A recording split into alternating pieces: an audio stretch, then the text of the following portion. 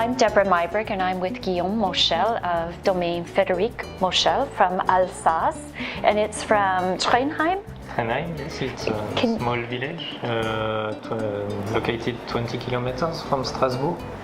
Okay, and the winery's been in your family for 14 generations, is that right? Yes, exactly, since 1669. Goodness. Mm-hmm. How do you think the winemaking has changed?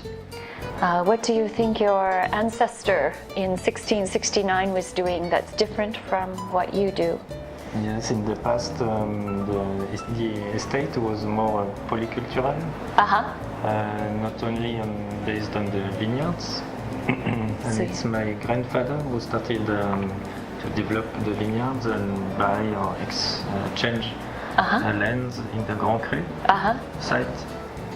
And now we grow half of the vineyard in the Grand Cru, Altenberg, the Berbitten. Okay. Now tell me something. Gewürztraminer. You grow Gewürz. Yes. When are you drinking your Gewürztraminer? We grow two different Gewürz. One in the classic appellation, which is dry. So that's good to match with food. What food would you match Gewürz with? In Alsace, not in Asia. In Alsace. It could be mustard cheese. Okay. That's a classic match. But also, that's not specific of Alsace, but with salmon. Salmon. Oh, that's an interesting idea. Original. Smoked salmon. Yes. So when you're eating the Münster cheese, which is delicious, but difficult to carry home in luggage, when you're drinking Gewürz with Münster, when are you drinking wine? Is that after your main course? Yes. Okay, but with salmon it would be before your main course? Before, yes. Okay, good to know. The Gewürz, when it's dry, you can easily pass to Riesling or another dry wine later. So Guillaume, in Alsace, I know there's always a bit of controversy about fermenting completely dry, leaving a little sweetness. What is your view on that topic? Personally, I prefer dry wines.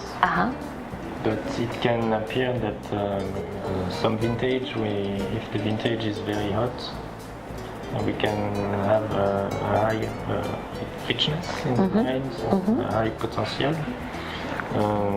Sometimes we have to leave some residual sugar because alcohol would be too high, so the balance won't be nice. And so really your idea of residual sugar is just to keep the alcohol level friendly? Yes. Interesting. But in our soil, our terroir, we always keep a nice freshness, acidity.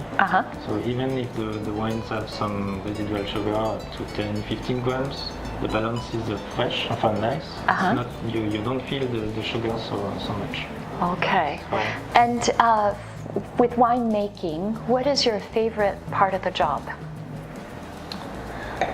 In fact, in the winemaking, it's very simple because you just have to look after the wines, but it's not really a job. It's not just the continuity of the vineyard.